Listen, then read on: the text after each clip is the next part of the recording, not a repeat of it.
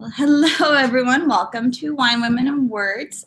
We are doing a special coffee episode this morning. We have Shannon back for a second time to discuss our book of the month, Kingdom of Copper, which is book 2 in the Daevabad. I pronounce it a million different ways when I actually read the words. So I think that's normal for people when they're reading things. I mean, it's Daevabad, but I was one of those people who read Hermione wrong for 10 years while reading Harry Potter, so I'm not going to criticize anybody.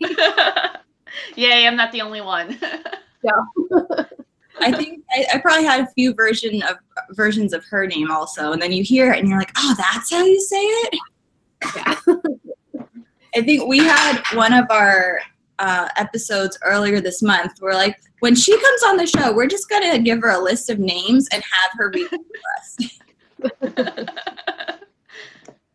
So, Understandable. So thank you so much for coming back. We've been talking about this book for so long, and now that we've been reading it, I woke up at 4:30 this morning to finish the last bit because I was supposed to finish it last night and I fell asleep. Mm-hmm. And then I thought Diana had already finished it, and I was going to text her like, oh my God, I can't believe this is happening. But I fell asleep at 1 o'clock in the morning reading the book, and I had the last chapter to go. So I was reading, or actually last chapter and a half to go, and I was reading it as I'm like getting ready for the show. My coffee's brewing and I'm like reading the book. And then I'm sitting here, we were waiting for you, and I'm like, okay, don't talk to me. I'm going to be finishing the book. And then Michelle's husband pops on and they start talking to me about Game of Thrones, and I'm like, okay. But I did finish, and just so everybody who's listening knows, we are going to have some spoilers because I am still in that throes of, oh my God, what the hell just happened? Yeah, we're both fresh off, finishing the book, and this is usually our analyzing period where we like to pick everything apart. So I think we might jump in to the ending because that's right now. So if you haven't read the book, put this on pause and finish and come back and that later, because it's going to be spoilers everywhere. Yes, so you get to join in with us on the analyzation. And one thing I was talking to Michelle about, because we're just going to jump into that whole mother-daughter relationship, which is starting off dysfunctional right off the bat. I actually liked her character. I like her mother. It's Menezes. I know you had... I've been going back and forth because I'm like Meneza and then Menaiza, because I do the whole between different languages in my head. So Menaiza, I say. Menaiza works. Okay. Yeah, so talk to us about creating Menaiza and that relationship, because it's not a very happy mother-daughter reunion at all. I like that this is the first question.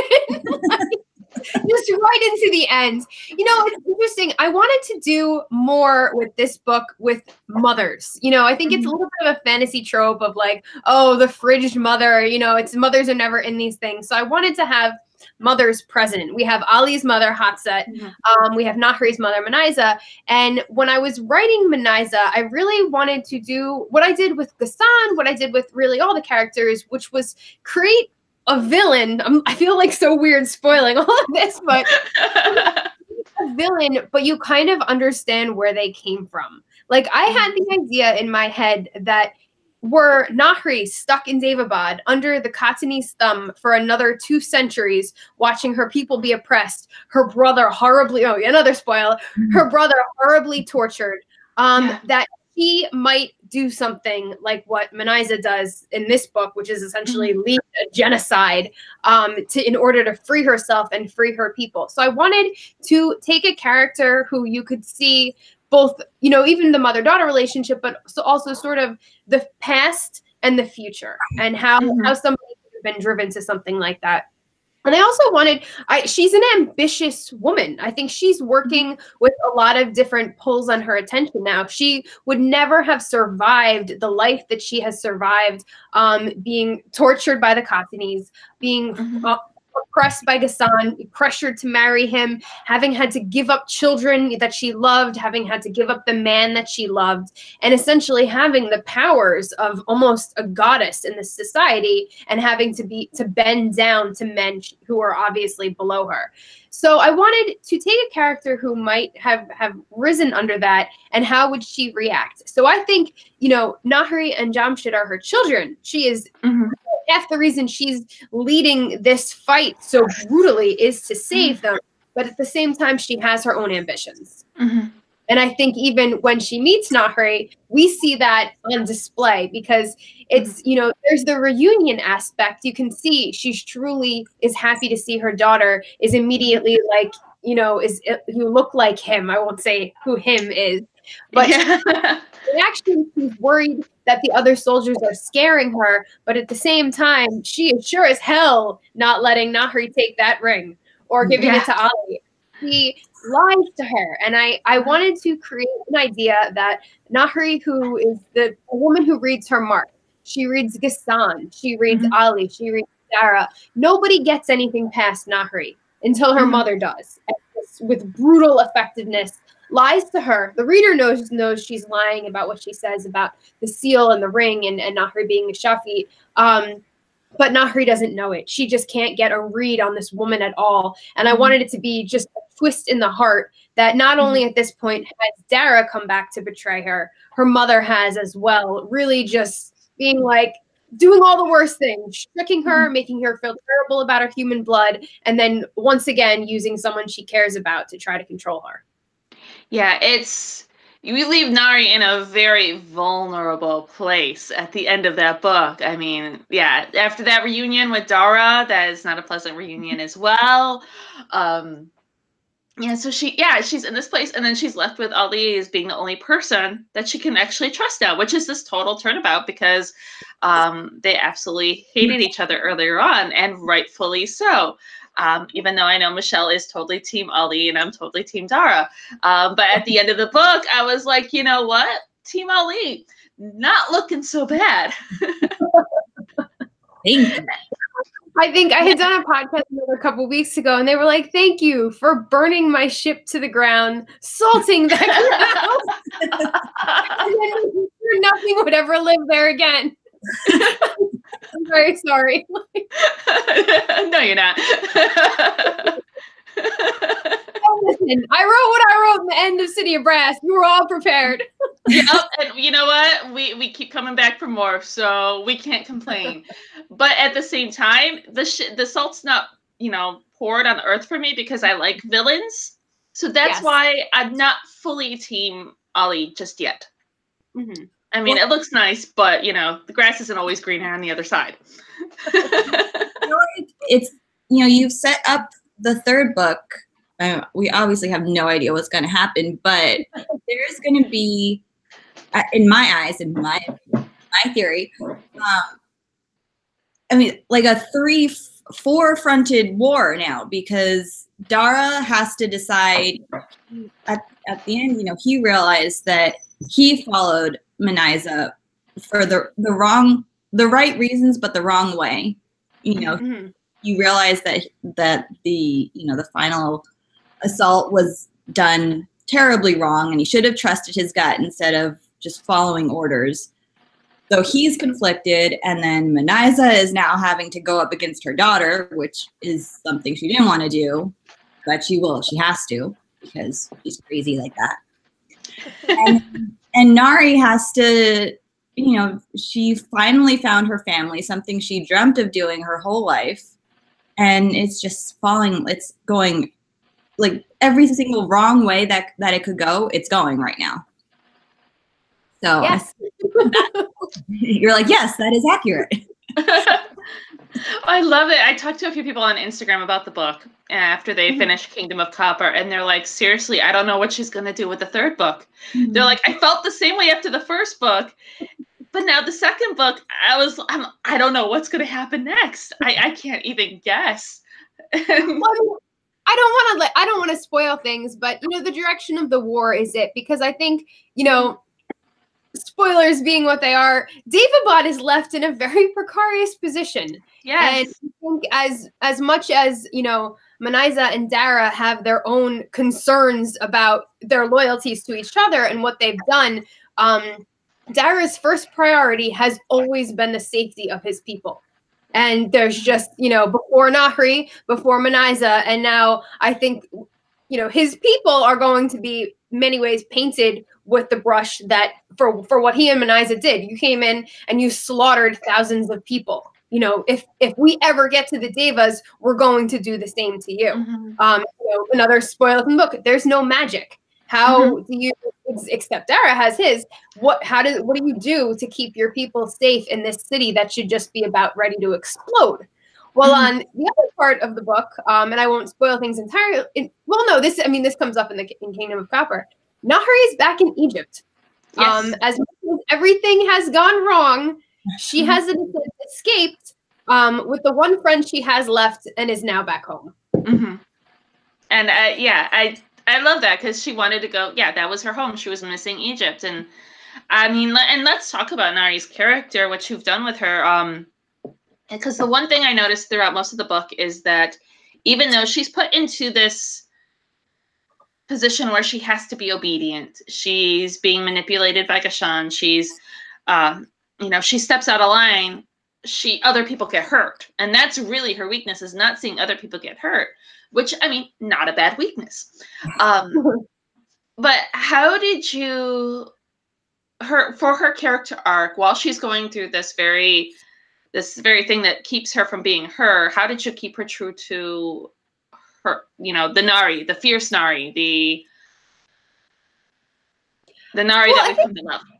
Yeah, I think, you know, this was something I wanted to really show with the first book, the second book, the whole trilogy, is a lot of times we have this character in fantasy of, you know, the noble orphan who lives this hard scrap life, is then brought to this magical land where they find out they have this wonderful position, they're royalty, or, you know, they're immortal, something like that. And I wanted to take that and really kind of turn it on its head a bit, because that person who survives that hard scrabble existence, that doesn't ever go away. And I think in order for Nahri to have lived, and I explore a little bit of this in the third book, but you take this woman who has lived her entire life in a society that revolves around community, kinship, and family. She has none of that, first of all, and she has abilities that would rightfully terrify anybody who became close to her.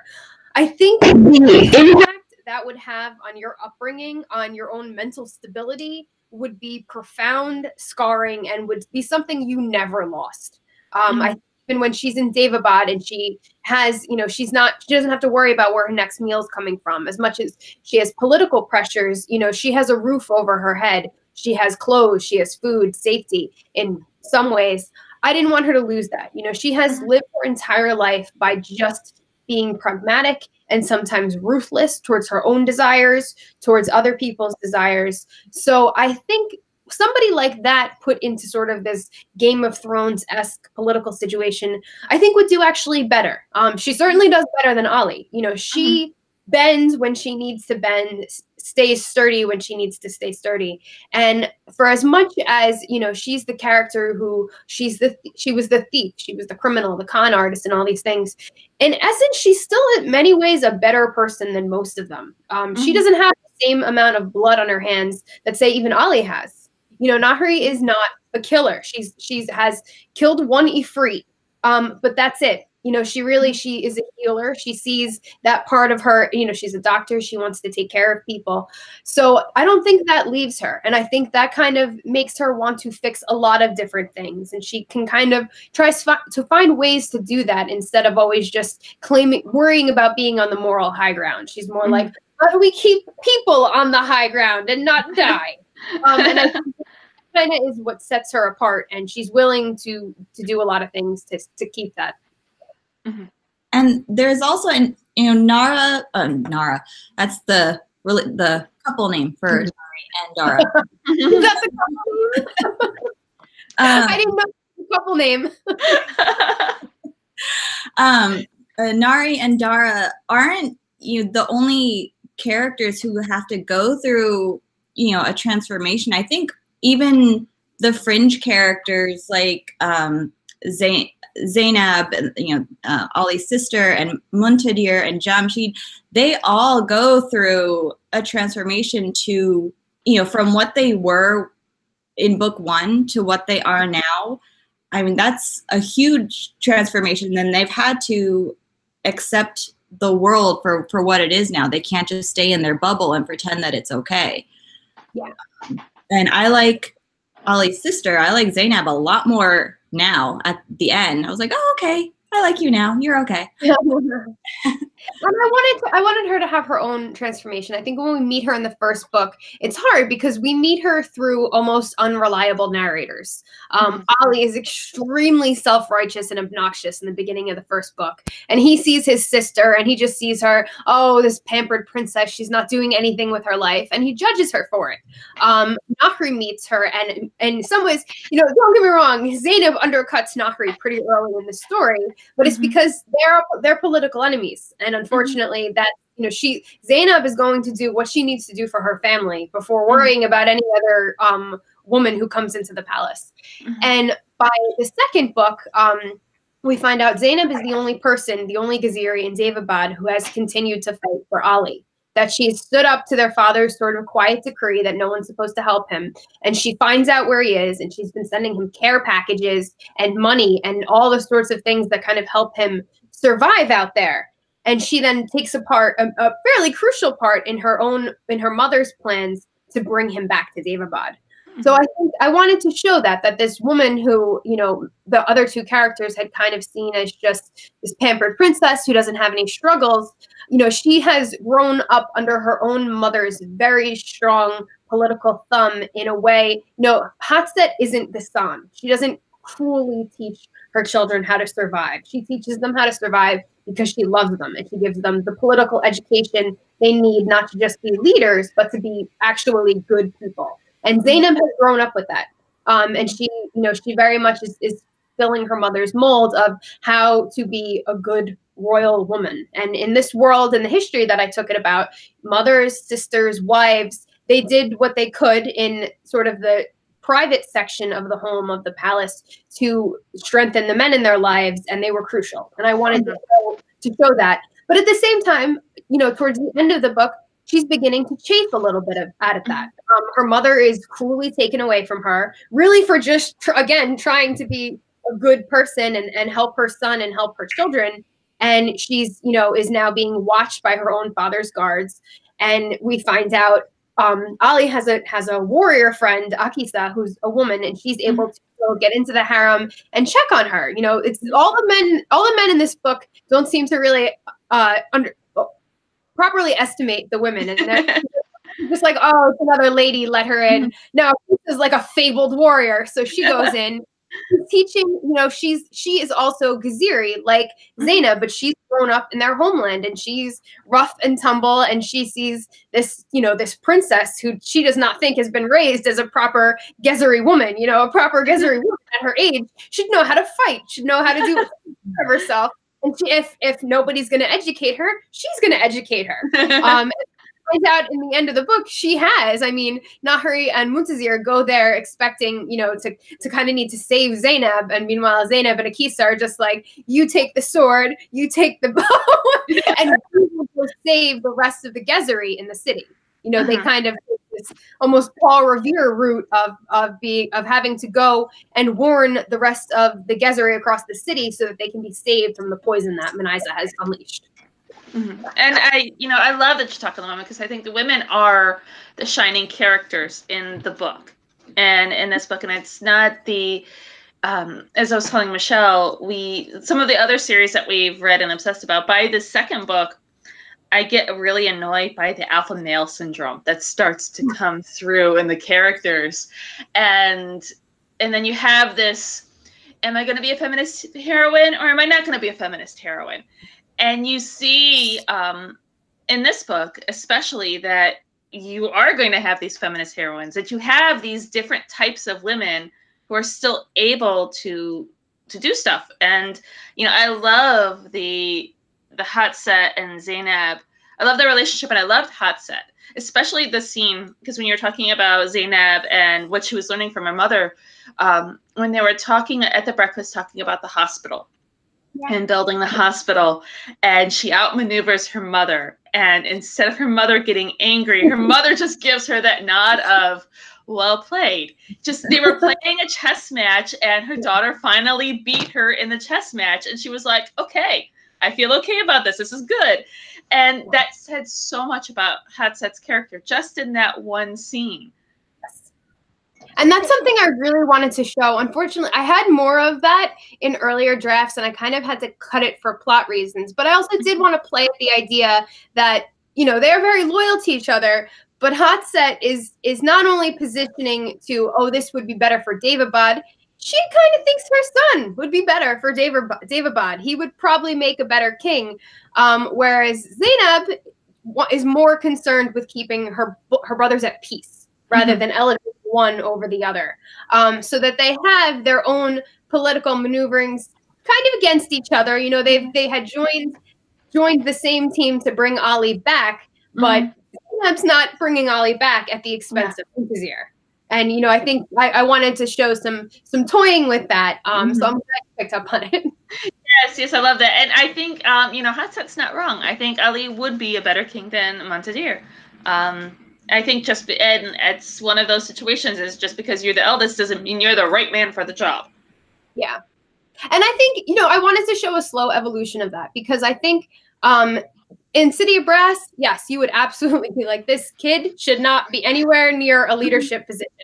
But he has sort of changed, while at the same time, Muntazir has very much started to go down his father's path of, he doesn't know any other way to rule than to make sure everyone is so terrified of him that they obey. And not even just in a, you know, what I wanted to kind of show is that Ghassan is a ruthless, murderous despot, and I thoroughly enjoyed the ending he got in Kingdom of Copper. At the same time, I didn't want to show that he's doing this just because he's evil. I think he is truly twisted by the belief that if it weren't for him oppressing his people, they would all kill each other. And I wanted to show that, unfortunately, Muntazir has started down that path. And I think he is, in many ways, he's a complicated, nuanced character, but I don't think he has sort of the same, I guess, backbone that maybe his sister has or his brother has. He has been under his father's thumb for too long. You know, they never had the exact, you know, they were not taken in the same way he was by Ghassan. And I don't know that he can see another way at this point. I mean, he's the poor guy has started, you know, he's become an alcoholic at this point. He's watched the man he loved be almost killed, and then has to kind of keep him at an arm's length. So I don't think he's even really capable of standing up to his father, until we find out at the end he very much was. But I wanted to really show different ways of that happening. Yeah, and I love that you touch on Ghassan, because I mean, I don't want to say he's human, because technically he's not human, but that I love that character arc and that the way you brought in the backstory of him through that, because I mean, villains aren't created in a vacuum, and it really showed that, yeah, the parents have a role in this, and yes, he did also have choices on how he wanted to handle things, but yeah, that progression was just really great in his character story. I mean, there's so many different characters. I love how every single one, you've got these great backstories. They're all well-rounded. It's admirable. Just, I know I'm kind of shifting away from what we've been talking about, but one thing that has blown me away as someone who is trying to world build myself, how you have built this world. I mean, just when you were building the palace, for example, did you actually like sketch that out or plan it in your mind when you were building it? Because it's so detailed and so descriptive that you can actually see it, and it blows my mind how you've been able to do that. I didn't. I will occasionally extremely crudely map things out to make sure they're in the proper locations that would make sense for storytelling. But I have a frightening lack of artistic ability. So, no, I wish I could sketch this out, but I don't. I mean, I have most of it in my head, and I read a lot of, history. So I'm pulling in a lot of details, architectural details, actual textural details, even, cloth, how parties and everything would have gone, the things people would have served, the way the libraries would have been set up, the way the courts of the time would have been set up, and then sort of being like, okay, how would the jinn take that and add magic and twist it to their own means? So it's really just kind of thinking things out like that, if that makes sense.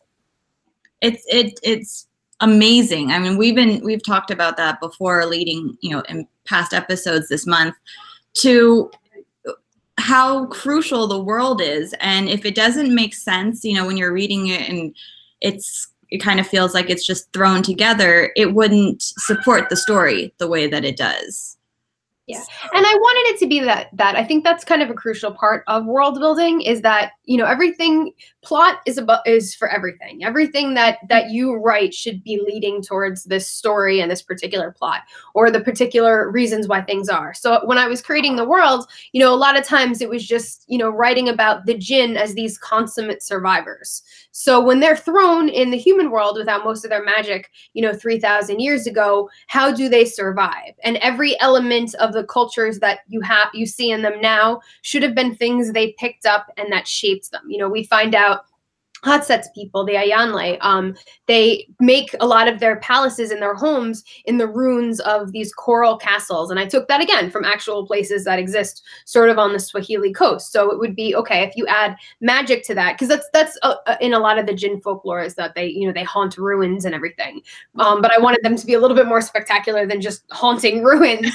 So we find out, they have this magic to recreate most of this. So when it comes in, when we first see Hatset, Ali goes to visit her at her wing of the palace, and we learn that when they were first married, Ghassan had brought in some of the people who could do that magic and bring in those ruins as a gift to his homesick wife. So it's kind of like you show multiple things in that 2-paragraph description.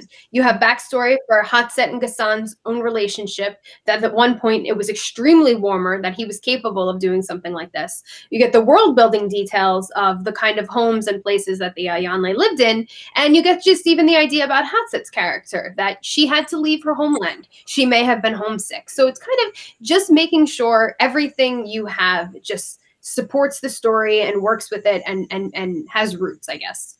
Mm-hmm. And I love it because it's not a character dump. I think Michelle and I are recently, or not character dump. You can tell where Michelle and I are in our writing process. I'm currently editing my book, and my agent's got me focusing on my character arcs. So hence why I'm picking your brain about characters. And Michelle is in the first draft of her novel, so she's really focusing in on her world building. So this is where our questions are coming from, because these are the things we're picking out of the book, because I'm very much of the mindset that you read to learn. So I'm like studying your book. How did you do this? I'm like, this is a great book to learn from. Thank you. You're welcome. They're great books, and I'm so happy how popular they're becoming. You see them all over Instagram. I absolutely love it, and it's great. Oh, thanks. I know I need to get on Instagram. Everybody's always asking me. They're like, "Are you on Instagram?" And I'm like, "No, it's on the list of things to do." I would love it if you would be, because Instagram. Yeah, you just go on Bookstagram, and I think one out of every 7 photos is a Kingdom of Copper photo right now. Wow, that's pretty cool. Mm-hmm. Some people are very into their photography, and I love it because I'm a little limited. I'm like, okay, wine glass, book, done.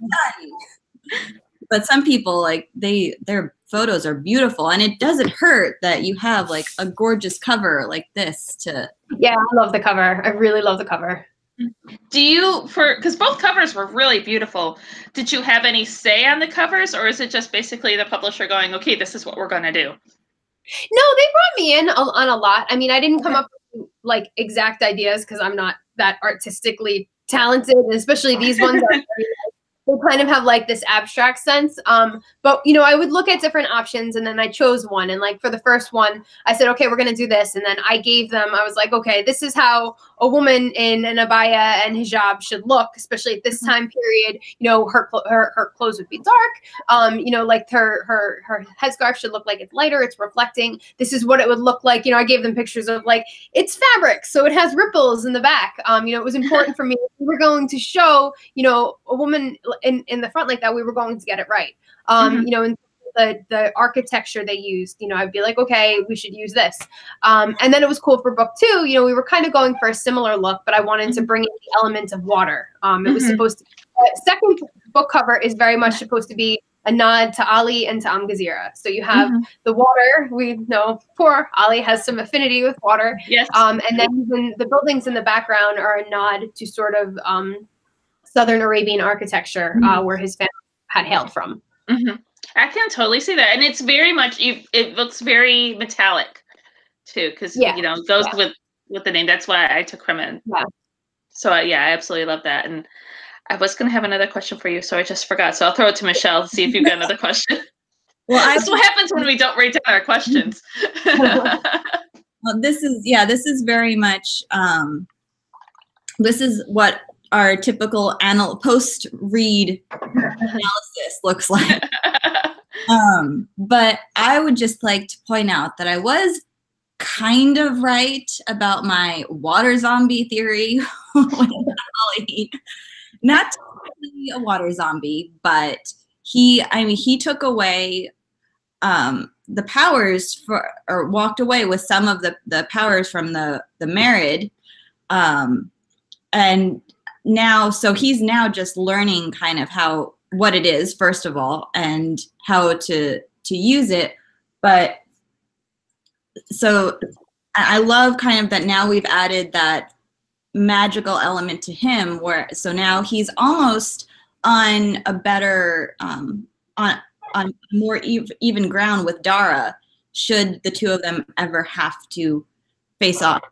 Well, you know that's going to happen. I mean, I'm just going to jump in. I'm sure that's going to happen. It's got to happen. We've got this love triangle. It's going to happen. You never know.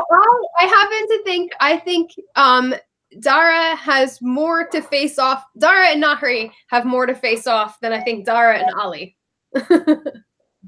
And there's always been, so far in both novels, there has been a fight scene that you just, and now my cat's going through the bags. Stop it. Going. I have bags of puzzles around me and he's eating the puzzle pieces. There's been a fight scene in both books that you just loved to read. In the first book, it was when Dara and Ollie sparred, which was, for both of us, both Diana and me, being Team Ollie and Team Dara, that was one of our favorite things in the book. And in this one, it was when Nari faced off with Dara. And I love that. It was great. I mean, her powers are fantastic. I was rooting for her, giving it back to him. Because I mean, even at the end of the day, I may be Team Dara, but I'm more Team Nari than anything. I'm sorry, I'm just laughing at Michelle and her poor cat. And you thought the kids would intervene. I'm out of coffee. Sorry, continue. It's funny because people do ask me that. They'll, the same thing. They'll be like, "Oh, are you Team Ali or Team Dara?" And I said the same thing. I'm like, "I'm Team Nahri. Like, I want Nahri to end up happy." And kind of, it's funny. I don't like to talk too much about the whole love triangle aspects, both because I don't want to ruin things, and I try not to read reviews, especially when I'm drafting. But I am not unaware of how divided the fandom is on certain issues. But it was even when I wrote Nahri's character, I really wanted to write a woman who, isn't really confined by necessarily this idea of like one true love. I'm not really a fan of one true love. I think one true love is kind of sad, especially, people always criticize love triangles, and the love triangles they're usually criticizing involve one young woman and two men. And I think if we're trying to like show in stories that the person you fall in love with when you're like 21 years old is the only person you can ever have feelings for, especially if you're a djinn and you're going to live till 300, I don't know what that says about sort of the boxes we put women in. So I really wanted to write something that, like, again, you could see her with different partners. Like, I would argue, were it not for all, you know, the bloodshed and betrayal, Nahri and Intezir probably could have made a decent political arranged marriage. You know, they're both kind of pragmatic. They probably wouldn't be in love, but, you know, I could see over the decades of ruling together, if there were children, they, you know, I think they would come to care for each other. I think for most of history, that attitude has kind of ruled more than necessarily the person you fall head over heels for. And I really wanted to show, you know, that Nahri could be happy at different points in her life with different sort of relationships. Yeah, because I mean, even though I'm Team Dara, because I have to keep reminding you guys of that, I know. See. Trust me, the team. I'm very aware of Team Dara. I mean, we just have to put that on there. Okay. I mean, we just have to keep reminding you, just so that you don't, because I know you keep killing him off. So, I mean, in case one day you decide to kill him off completely, we just have to remind you that we're still there. It also goes to the fact that I'm also House Slytherin in Harry Potter. So people who are House Slytherin in Harry Potter are overly proud that they're House Slytherin. So just putting that there. But I could totally see her with Ali. Even at the end of the day, if that were to happen, I could totally see it. Not saying that Michelle's team is going to win. I'm just saying. Well,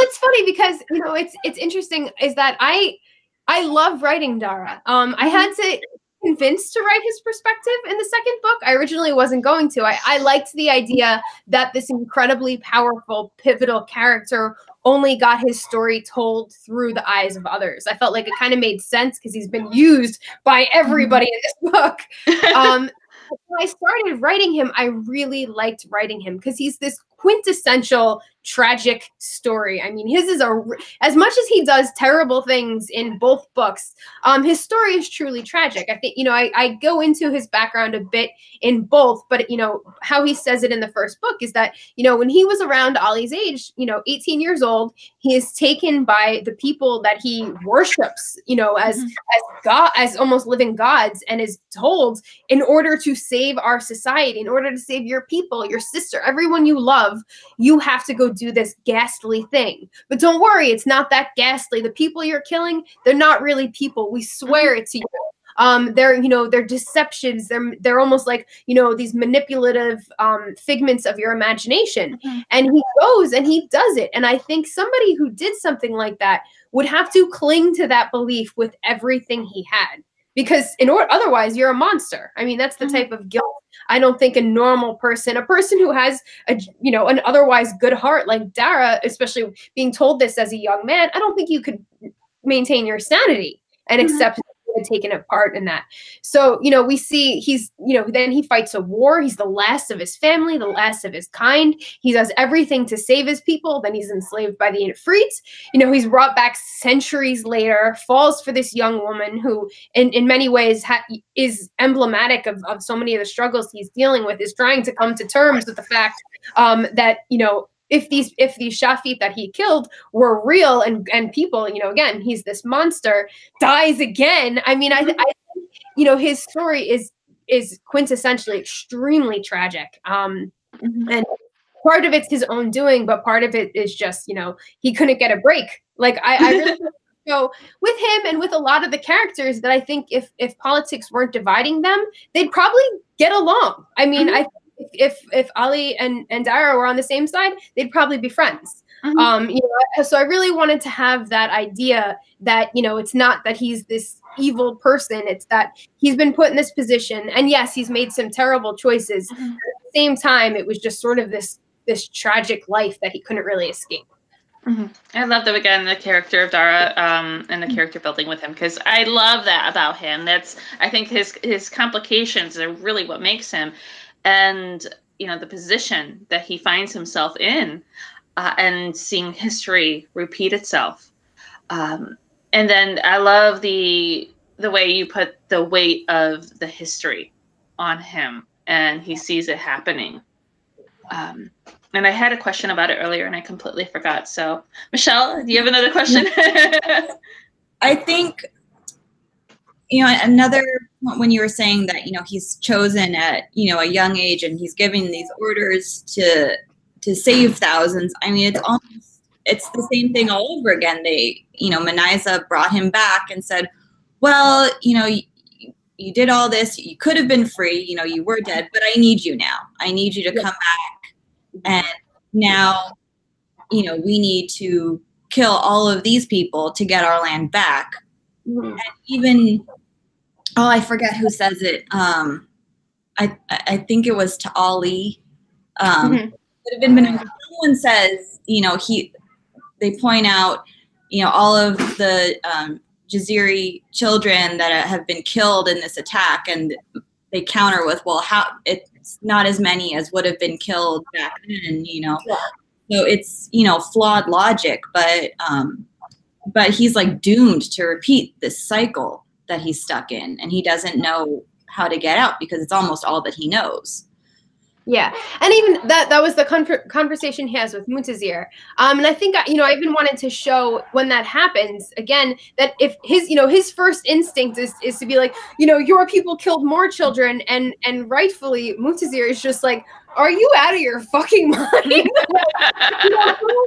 If I compare us on this podcast, who thinks about something like that, who keeps those numbers in track? And I think it's kind of that idea that, Dara has been in his own insular world at the same time, that, being challenged by that at a certain point, like, it's kind of just like, oh, yeah, maybe I should have tried to find another way out of this. Like, I don't want to diminish that he's made choices to put himself in this, because I really wanted to look at, with this story, particularly with book 2, that a lot of what the characters' lives and everything, as my cat stands up in the background and distracts me, sorry, is that, it's what you choose to do in a system and in a world, even when you don't think you're going to be the victor.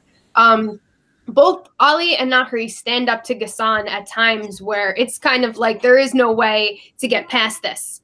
Uh-oh. Yes. Mommy, Yeah.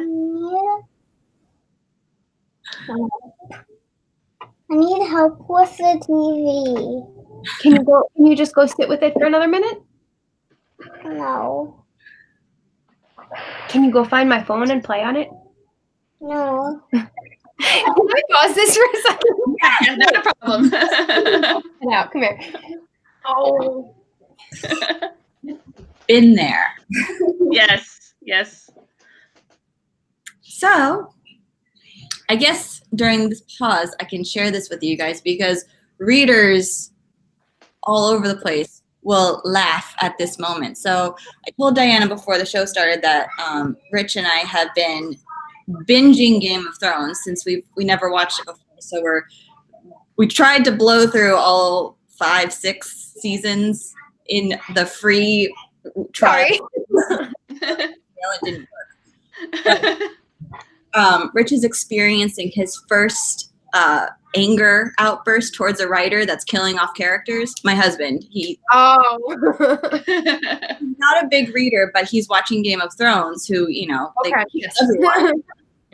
And I fell asleep during an episode last night and woke up to him pacing through the living room. I'm like, what's wrong? They just killed off Jon Snow. I hate this writer. He kills all the good people. I'm like, yeah, welcome to my world. It was very funny to watch him get mad at a writer for And as writers, we just laugh about that. But I want to, that brings up a great topic when it comes to death, because we have a lot of, we have a lot of death, yes. With the deaths that happen, are you very on the George R. R. Martin fantasy scale, where the reader just assumes you're like, haha, I'm gonna kill this person off today, I can't wait? Or is there a method to the madness when you actually murder a character? I I am not really a particularly haha death kind of writer. Actually, and this is not like a dig at other writers at all, but I talk about in my books, I'm talking about communal violence, and I like to be very careful with it and show sort of the scope of it, because a lot of the people who die in conflicts like this are usually not the ones who have any choice about it. It's innocent people, it's conscripted soldiers, it's civilians. So I wanted to really, if I was going to show death in this novel, which I do quite a bit, I wanted to feel heavy and to have weight and to just be, patently unfair and show that, dive into it, especially when we're talking about innocents who've been killed. Nobody is, I didn't want it to just be the story of like, carnage is kind of the background. I didn't want to do that. And then even with sort of side characters, main characters, again, I wanted people to feel like death had weight. And it's, well, I guess we've already spoiled things. I have two fairly significant deaths in this book. And one is Nasreen, Nahri's mentor, which I cried editing it every time I did it. Yes, I'm reading it.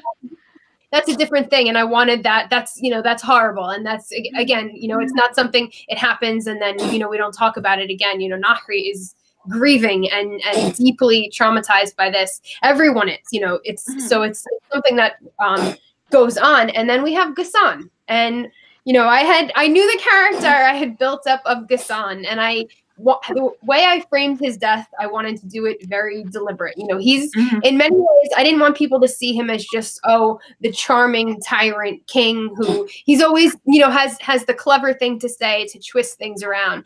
By the time Ghassan dies, he has, in many ways, just completely fallen. Here he is, he's threatening his own daughter-in-law, fairly crudely at the end when he's, alluding to things between her and Ali. He's about to order the execution of his son. It was this, Jinn king of a magical kingdom, and now he's just resorting to insulting the man who actually fell in love with the woman he wanted, and being a horrible person. And he dies miserably. He dies in pain. With his death, all of his people are going to be exposed. So I very much wanted to be deliberate when I did these things.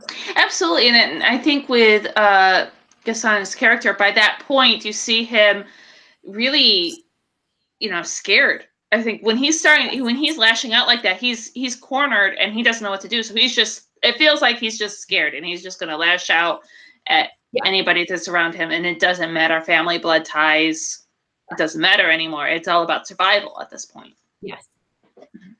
And that scene, the Ghassan's death scene, I did not expect that, because I was fully, when he was like, I'm going to kill this person or this person, I was like, it's a bad word that I can't say, but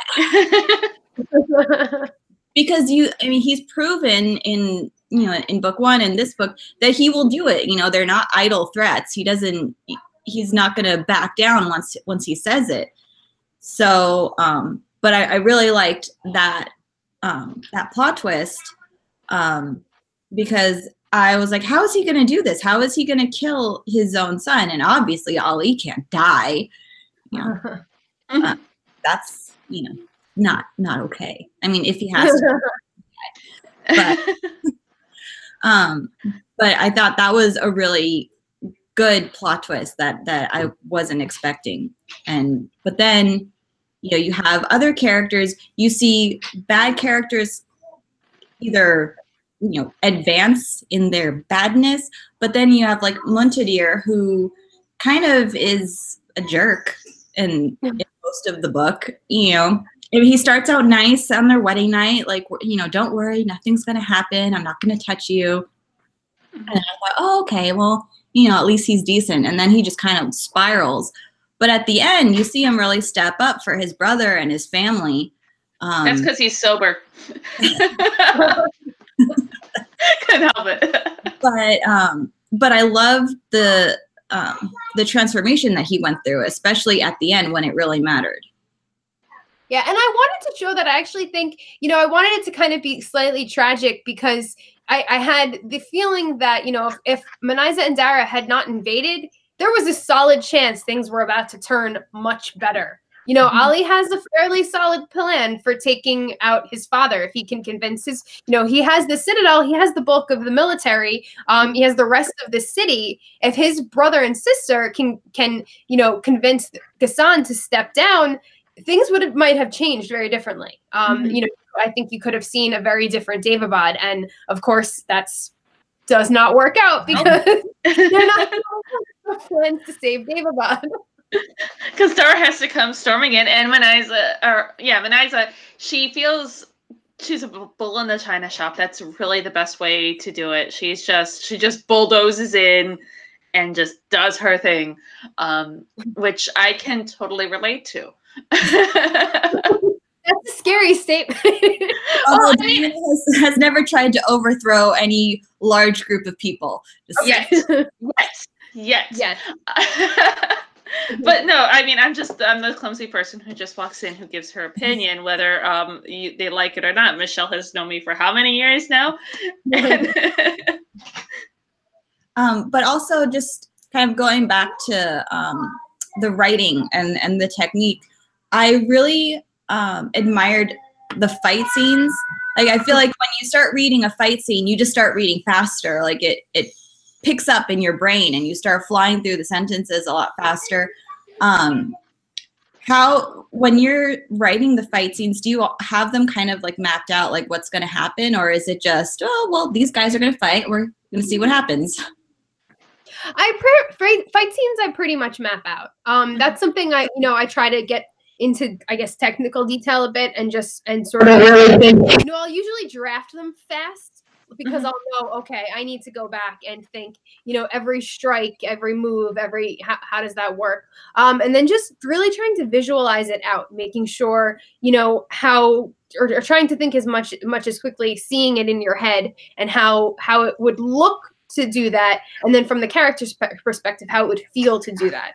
So I kind of usually have my goals for a fight scene set. Okay, they're going to kill this person, then cross the beach, then do this, then do A, B, and Z, have that mapped out, and then kind of connect them with prose, if that makes sense.